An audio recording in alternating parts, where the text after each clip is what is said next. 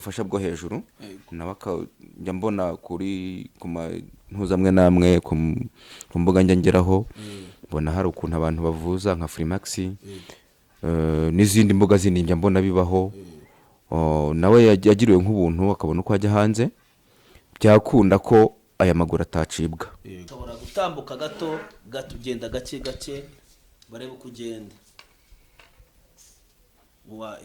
yego ngaho reba hariya muri kamera yego sawa ngira ngo mwamubonye niyibikora Alfa nguyu rero niyibikora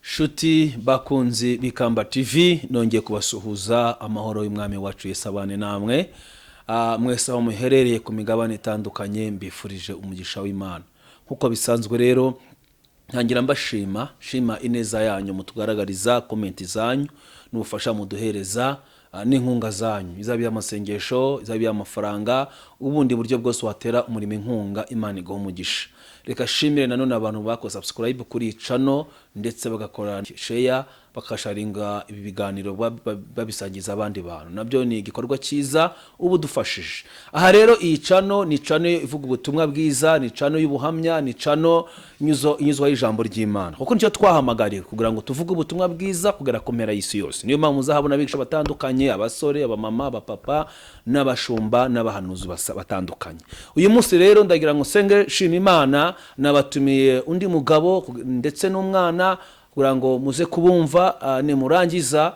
icyo mwumva mwabafasha murakwiye ko mubafasha Imana ibaho umugisha reka dusenge data wera uri Imana ikiranuka uri Imana y'imbaraga uri Imana y'ubutwari ndetse n'ubushobozi ndagushimye ko waturinze iminsi yose wabanye natwe mu bigeragezo twagiye tunyuramo muri izi ntambara turimo za covid mu bigeragezo nk'ibi by'uburwayi aho covid iri gusubiza abantu mu nzu ariko uri Imana iri kumwe natwe aba benshi arabapfushije arababyaye abari mu bibazo abo bose basangi uri mu kibazo mwihanganisha uri mu gisubizo nawo bane nabo kuko ijambo ryatubye neza ngo turiyane n'abara twishimanye n'abishimye reka mwese aho muri umwuka wera babeho kandi abane namwe imbaraga z'Imana zibabeho kandi ijambo rya nyiri ijambo rigumye rigwere muri mwe mu izina rya Yesu amen Imana ibaho umugisha nuko nabibabwiye hari umugabo n'umurokore n'umukozi w'Imana ngira ngo tuganire nanga mumubone afite umwana ufite ubumuga ariko ukeneye gufashwa ukeneye gukira kuko ubumuga afite nibivuze ko ari ubwa burundu yakira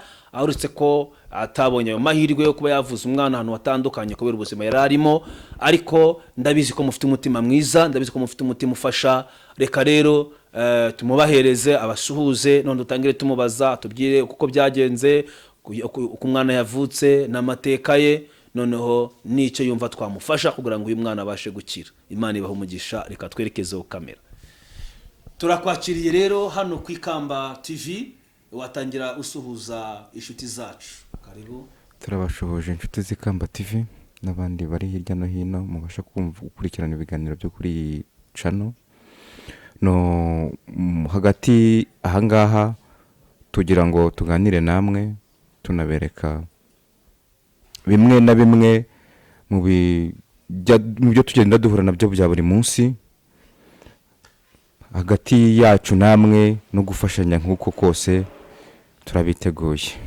Imana iguha umugisha wareba muri kamera noneho ukababwira izina ryawe nitwa Ngabonzima Damascene niyo mazina y'ababyeyi Ngabonzima ufite umugore n'abana se mfite umugore n'abana 3 Ngabonzima urakijijwe yego usengera he muri ADPR mwabyumvise rero asengera muri ADPR simbo kubasengera mu cyacu nsengeramo ahubwo icyo mbona ngewe nuko gufasha atari ngombwa kuba umuntu mubana mu itorero turi kumwe n'umwana wiwe turi kumwe nawe reka tugerageze turebe ko yashobora kubasuhuza wasuhuza bari abantu bari kukureba witwa nde nibikora Alfa nibikora Alfa amakuru nibikora Yesu arakurinze nibikora se hari abandi bana muvukana muvukana n'undi mwana umwe Okay. Nguwo rero ni nibikora Alfa niwe turi kumwe nawe, ndagira ngo wenda munamurebe neza, ngaya amaguru ye, ndateka muri kuyareba, ngaya amaguru ye. Papa waratubwira imva n'imvano n'uburyo byagenze. Reka dutangire papa tubwira ubuhamya bw'uyu mwana. Ese uyu mwana n'umwana wa kangahe? uyu mwana n'umwana wa kabiri, mukuru wari mu cyaro, umukobwa. uyu mwana wa kabiri mu mivukire ye byabaye urugamba rukomeye. Ni urugamba rukomeye kugira ngo uyu mwana avuke. Ubundi Satani yari yamusabye muri la rompuwe ya Sonatibe, hariya mubona. Biba ngombwa ko hari umumama rwose, na n'ubu ndamushimira, wo bita ku izina bamwita mama Berita, ariko ubundi ni Beretrida. Hagati aho yamfashije kurwana urugamba dusengera uyu mwana. Ku munsi wa nyuma nibwo numvise ijwi ry'Imana rimbwira ngo humura ndi kumwe nawe. Ariko yambwiraga ngo iwanjye hari urupfu, ariko irukuyeho, isibye imva, ishwanyaguje isanduku, abahuriye bantabaye ibatoje umurongo ibasubijeyo, ngo ariko kubw'ibyo iranyereka ikimenyetso. Nsenga mvuga nti Imana, ikimenyetso cyawe kirakomeye. Irambwira ngo oya, ni ngombwa kukibona. Muri iryo joro mama w'uyu mwana yaratwite inda y'uyu mwana, ibura ibyumweru 2 ngo ivuke. Yakoreraga hariya muri Nyakabanda, ndumva ari mu murenge wa Niboye. Biba ngombwa ko mu gutaha agira ngo aze ajyana amafaranga yari yabashije kwishyuza ku gashinga yakoreraga, ntago baranaga amafaranga yabo. Mu gutahuka nimugoroba, kubera ko wari wa munsi kandi twari twanze cya kimenyetso, yikubita muri kaburimbo hariya hagati muri Sonatibe, muri iriya rompwe. Biba ngombwa ko umubyeyi arahaguruka, sinabimenye we gusa ngo mu kugarura kenge yumvisha abandi bamama ku ruhande bamubwira ngo, bavuga ngo uriya mubyeyi araturitse ugwirinda. Arahaguruka arakomeza ajya kuri banke Beka, aho yari yitkorera hariya kuri Shere, aragenda verisa amafaranga y'uwo mugabo kuko ntawe yararanaga. Biba ngombwa nabwo arataha aza mu rugo. Nanjye cya gikomere sinakibonye, sinamenye ko wa mubyeyi yaguye. Ku munsi ubwo ni ku munsi wa mbere 2:20, ariwo wa munsi nyine yari yambwiye ngo isibye imva, isandaguje bya bindi byose. Mubyeyi arataha agera mu rugo, araza arateka, arategura, turarya turaryama. Burakeye kuwa kabiri asubiye mu kazi nk'uko bisanzwe, kubera ko nanze ko ikimenyetso kitangeraho cyako kanya. Nabibonye ku munsi wa 3, n'ubundi hari kuwa 3. Biba ngombwa rero ndamubwira nti andika ibaruwa, jya ku kazi wandika ibaruwa isezero babwira ko ugiye kuruhuka unaniwe. Byaragiye ajya ku kazi, aragenda ayandika ibaruwa. Arangije kwandika ibaruwa, bamuha umuntu agomba kumenyereza kugira ngo amusigarire muri ako kazi. Umuntu yamumenyereje umunsi umwe, araza akomeza ubuzima busanzwe mu rugo. Umwana mu gihe cyo kuvuka ndebera muri Zaburi ya 86, umurongo wa 17.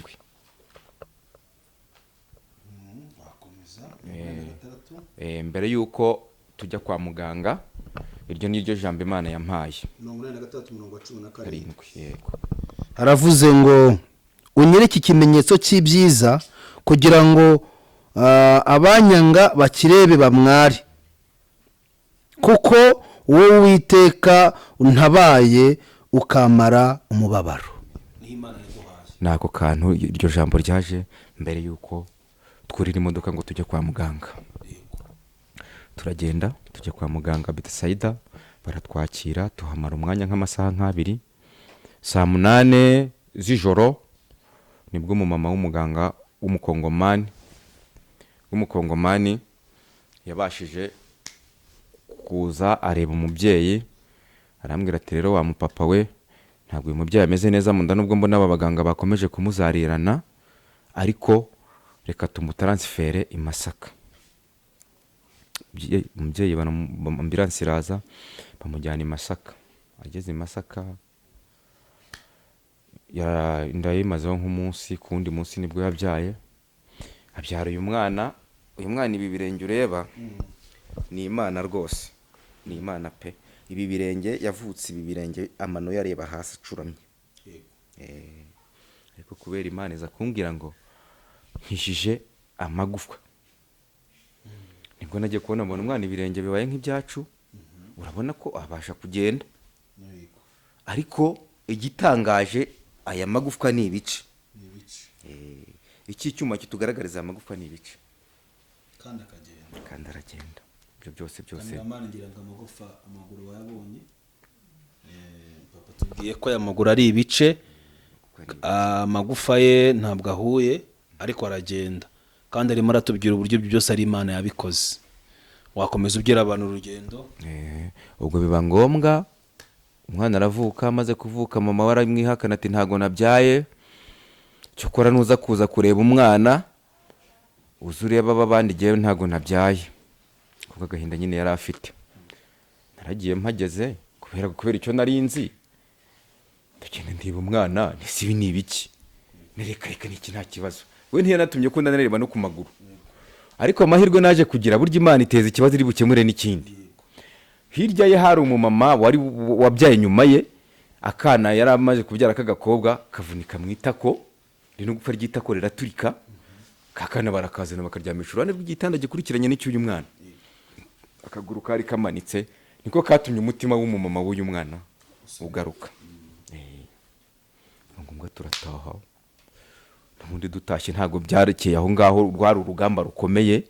Umwana aba mu rugamba, uyu yabaye mu rugamba ari uruhinja. Tugera mu rugo aho nari ndi ngo sinzi ngo hari imyuka itari myiza, baza kumbwira ko uyu wasengeye iyi nda nyine aza kumbwira ati hari imyuka ihora yoherezwa aho hariya ahantu uri, iyo myuka ngo niyo abarangi. Arasenga arasenya rwose. Uyu mwana yaramaze nk'ibyumweru 2 arararira. Saa 12 zamaraga kugera, umwana akamera nk'uryamye ku mumahwa, mbese yagiraga agahenge ari uko jyewe murajije ku gituza cyanjye. Nza kujya kusanga uwo mama asengera umwana, maze gusengera umwana ndataha. Umwana aherwa ngubwo agira ubuzima nk'ubw'abandi bantu. Ubu rero urugendo tugezemo byabaye ngombwa ko uyu mwana nza kumukurikirana, tujya kwa muganga. Ingingo ze ntago hari urugingo rwakuraga n'urutarakuriraga rimwe n'urundi, bakomeza bagenda batuzengurutsa batari kutubwira uko ikibazo kimeze. Ejo bundi 2018 nibwo nari ndiririma, twagendaga tuvangavanga kagira irima. Twabanje Masaka aho yavukiye, nari mbiciye inyuma. Masaka badutransfera Kanombe baza kudutransfera CHK bati natwe ntago uyu mwana twamushobora, badutransfera iririma. Icyo gihe ririma yari ikiri leta, ubu ni privé.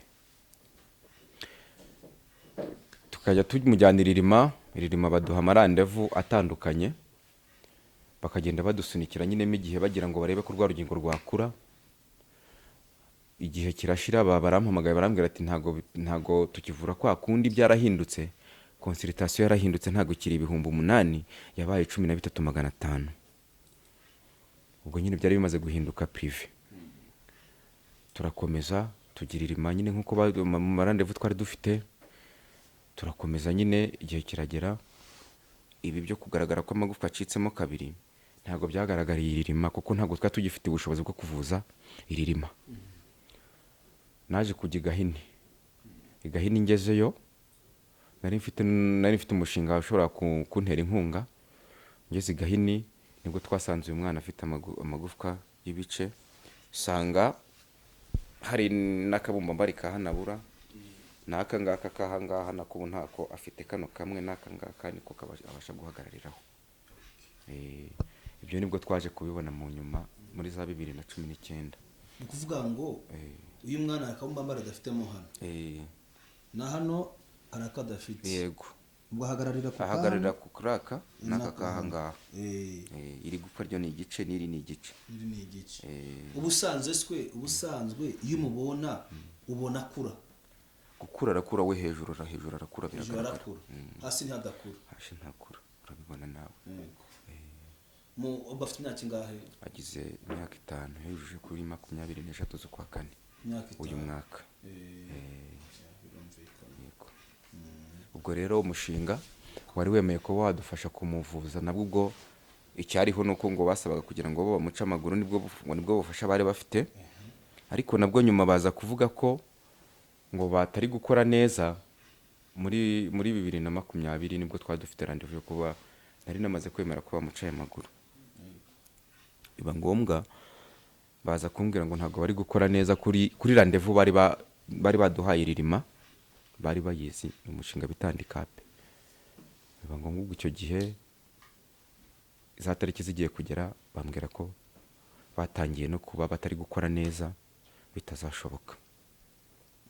Umwana ndaza ndamwicaza, turicaye turatuje, birategereje. Wa mushinga ntugikora, urakora ariko urabahamagara ngo reka tuguhe rendezvous y'iki gihe, kwa kwezi ntibakuguhe, bakakubwira ngo dutegereze nuko bimeze. Ngaho rero Ikamba TV yagusuye nk'umukristo. Ese nka nk'umukristo, wenda twebwe nk'anye pasiteri sifite ubushobozi bwo kuba nagufasha, ese urumva abantu bagufasha iki? Niki wasaba abantu bafite umutima mwiza? Niki wasaba abakristo babasengera muri ADPR, babasengera mu macaca atandukanye? Bene data, niba Imana yaramuhaye uyu mwana, ntago ntandi mahitamo afite. Ntiyavuga ngo uyu mwana si uwanjye, nubwo mama w'umubyara atabyakiriye, ariko nk'umuntu w'umugabo we ntandi mahitamo yari afite. Ariko wenda nk'umuntu w'umubyeyi, namwe nk'abantu b'ababyeyi murabizi, kubona umwana adakura hasi, bumva bamutisha kugira ngo bamuce amaguru, wenda bamuha igare, cyangwa se barebe ukundi kuntu bamufasha. Ariko nk'umuntu udafite ubufasha n'umushinga utakimufasha, niki twamufasha? Ese wowe urumva ni ari ube bufasha wasaba abantu biri ko tuza kubaza umwana? Wowe nk'umubyeyi niki wumva abantu bagufasha kugira ngo uyu mwana avurwe? Kuko uko byagenda kose hari abantu bafite umutima mwiza, niki bagufasha? Kugeza ubu ngubu igikenewe ni amafaranga yo kuvuza umwana, ariko sicyo nihutira. Uwo umutima uzareba aya maguru y'uyu mwana aya ngaya, akumva icyo umutima umubwira, aba ari cyo azakora. Azagendere kuri iyo zaburi Imana yampaye mbere yuko avuka. Icyo umutima uzamwemerera gukora azakora icyo. Hajya wambwiye ngo witwa Nibikora Alfa. Uri kureba mwayiri ya kamera, niki wasaba abantu bagufasha kugira ngo ujye kuvuzwa? abantu bakeya. Niki abantu bagufasha? Ukeneye amafaranga kugira ngo ujye kwa muganga? Ukeneye ngo bakugurire igare ryo kugenderaho? Nkeneye bangurire igare ryo kugenderaho. Kugurira igare ryo kugenderaho kugira ngo ubashe kujya ku ishuri n'ahandi. Ese iyo ukandagira wumva amagufa babara? Bajya baba kugenda reba genda n'amaguru, ntacyo genda n'amaguru, hano ugende hariya wongere ugaruke. Reka tusabe kameramana mufate neza, uhagaze gatoya.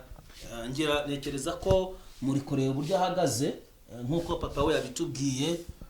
Noneho ashobora gutambuka gato ugenda gake barebe kugenda. Yego ngaho reba hariya muri kamera. Yego sawa. Ngira ngo mwamubonye Niyibikora Alfa. Nguyu rero Niyibikora Alfa, arifuza ko twamugurira igare. Papa we akifuza ko umwana we bimushobokeye kwa muganga akagira icyo bakora, amaguru akaba mazima. Birashoboka ko hari icyo twakora twese. Iyo mbonye nk'uyu mwana ndibaza ngo kucyo tabaye wanjye, cyo tabaye wawe. Uyu mugabo ntago ari umupagane, uretse no kuba ari umupagane, n'abapagane babyara abana beza. Ndetse uyu mugabo arakijijwe kandi arasenga, ariko nuko byagenze. Ese nkanjye umutima njyewe naramubonye numva nakwifashisha mwebwe. Sifite ubushobozi buhambaye, ariko n'ubushobozi bwo kuba namushize kuri iyi channel yacu, nabwo Imana yabushoboje kugira ngo nibura wowe aho uri hose nuza kubona iyi numero ye iri munsi yaho ngaho munsi y'ikiganiro, ushobora kumuhamagara ukamubwira ati se niki akeneye mituweli, akeneye amafaranga yo kuvuza umwana, akeneye kubaho, rimwe na rimwe ntabwo abona uburyo akora akazi kubera kwanga gusiga umwana wenyine. Urumva umugore yagiye gushakisha, ariko turabizi ko mufite umutima mwiza kandi turabizi ko mufasha abantu batandukanye. Turabinginze kugira ngo mubikorere kubw'umwami wacu Yesu Kristo. Nguyu rero niyibikora watangiye kwiga? Tugiye kuzatangira kwiga mu kwa mbere. Mu kwa mbere. Urumva utayari kujyayo?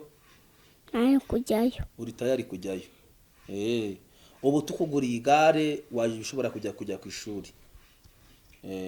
Ese papa nibikora, urumva wakwemera ko baca umwana amaguru, cyangwa urumva abantu abakristo tumuguriye igare rishobora kumufasha kujya ku ishuri, urumva hari icyo byaba bigufashije? Ese kumuca amaguru urumva ko nabwo azakenera igare? N'ubundi ahubwo hazazamo insimburangingo umwana ashobora kwambara byose, no kuba bamukoreye. Bari banciye miliyoni 2,470,000. Ni ukuvuga ngo kwa muganga bagukubwiye icyo bagomba gukora, barakubwira ati tuzamuca amaguru ducemo insimburangingo, noneho ashobore gukura hejuru, noneho ariko ashobore no kugenda. Baguha fagitire miliyoni 2,470,000. Miliyoni 2,470,000. Yego. Uvuga ngo habonetse miliyoni 2,470,000 umwana yavuye. Ubwo bayaca. Yego. Bagashakirwa insimburangingo. Bagaca ayo hasi no gufungura no muhano. Yego. Noneho bakamushyiramo insimburangingo. Byakunda haboneka wenda ubundi ufasha bwo hejuru.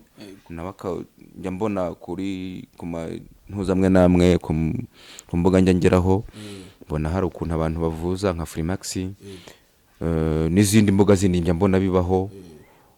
Nawe yagiriwe nk'ubuntu akabona uko ajya hanze. Byakunda ko aya maguru atacibwa, yakosorwa. Sinzi ibyuma numvishe bambwiye bashobora kumushyiramo n'ikigomba gusaidira kakabumbambare n'ubundi akagenda bisanzwe nta kibazo.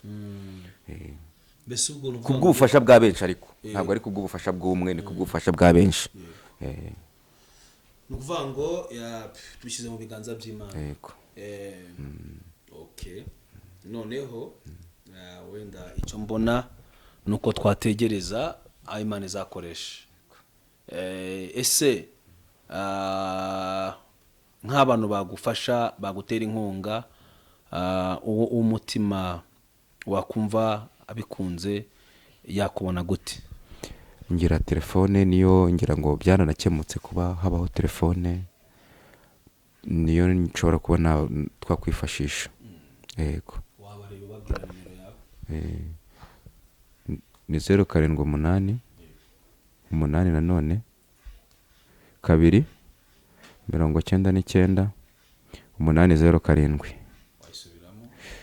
0782 299 807. Bari kubaye amazina ni Ngabonzima Damascene. Nguwo rero Ngabonzima Jean Damascene, mufashe uyu mwana afite izina ryiza, wajya ngo witwa Nibikora Alfa. Nguyu rero nibikora Alfa, ufite ikibazo cy'ubumuga bw'amaguru. Amaguru ye ntabwo akura, amaguru ye ntabwo agenda, ngira ngo mwabibonye, ariko ategereje ko mwamufasha. Nibikora akeneye igare, nibikora akeneye insimburangingo, nibikora abonye uburyo yakoherezwa mu bihugu by'imbere cyangwa se byateye imbere mu mibagire y'amagufa, bashobora gukira. Nibikora yakira.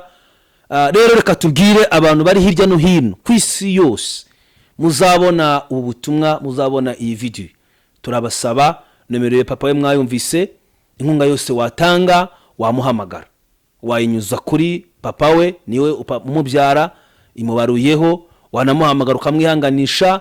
Kandi ijambo Imana yamuhaye muri Zaburi ya 86 umurongo wa 17 ni ijambo ridasanzwe. Reka dushimire abantu, ariko mbere ko tugana ku musozo, n'iki wabwira abantu? Ni ushaka gufite ikindi kintu ku mutima wabwira abantu hirya no hino bashobora kugufasha? Nta byinshi navuze ngo uwo umutima, uwo iki kiganiro kizakora ku mutima, agendeye kuri ra jambo Imana yampaye, nicyo kizamutegeka icyo agomba gukora. Nge nasaba amafaranga, nasaba inzu, nasaba byinshi, gusa uw'Imana izakoresha ikumva imukoze ku mutima ku bw'aya maguru y'uyu mwana niwe uzagira icyo akora. Yego. nibikora Alpha nicyo wabwira abari abashiti bawe bagiye kugushyigikira? ntacyo. Wabashimira? Imana ibaha umugisha. Imana ibahe umugisha. Imana ibahe umugisha kandi witeguye kujya ku ishuri. Ya bene data murambona hamwe na nibikora Alpha ndetse na papa we. Reka tubasabe mwese aho muri mufite umutima ufasha, mufashe nibikora Alpha kugira ngo abashe kujya ku ishuri, abashe kubona uburyo bwo kwivuza. Nanjye soje mbasabira umugisha, ndabizi murabikora, ndabizi kandi uko muzagerageza kose Imana izabaha umugisha. Ngoyo rero umubyeyi wa nibikora Alpha kandi abasabye umugisha, kandi ndakeka ndashidikanya ko Imana iri kumwe natwe. Natangiye senga reka sabe n'ubundi papa wa nibikora Alpha abasengera abahisha umugisha kandi yiteguye kwakira ubufasha bwanyu. Mushobora gusenga. Ikibazo. Uwiteka Mana iri mu ijuru, gushimiye ko waturinze. Data twagenze henshi, twamanutse imisozi, tuzamuka ibikombe, twamanutse amataba, tuzamuka imisozi, nyaguhora ku ngoma, wabanye natwe uraturinda, komeza kugendana natwe mwami, waturindiye uyu mwana mu burwayi afite. Ntago data buja muzima udutererana, uhorana nawe, ugendana nawe, ndabizi Imana ko uri hafi ye. Nuko data rero ndakwinginze ukomeze kubana natwe, ukomeze kutugirira neza. Aba nabo twaje dusanga data batwakiriye, batugiriye neza. Mu izina ryawe rero ukomeze kubana natwe kandi ukomeze kubagirira neza. Nabagiye kureba iyi nkuru y'uyu mwana nabo bampera umugisha. Data nsenze nsaba ngo bampera umugisha nyaguhora ku ngoma. Buri wese nuko umutima umutegeka. Mana data ukomeze kubana natwe, ukomeze kutugirira neza. Mu izina rya Yesu umwami wacu. Amen. Murakoze, Imana ibahe umugisha, Imana ibagire neza. Reka twongere duhure nyuma yo kubona nibikora avurwa kandi amaguru yari mazima. Imana ibahe umugisha, ibakoreshe kurushaho kandi ubufasha muzafasha uyu mwana ntabwo Imana izabwirengagiza. Aho uri hose rero mu bihugu byose waba urimo wakora comment ugasharinga inyigisho ukayohereza ku bandi kugira ngo umugaragu w'Imana n'umwana we babashe kubona ubuvuzi.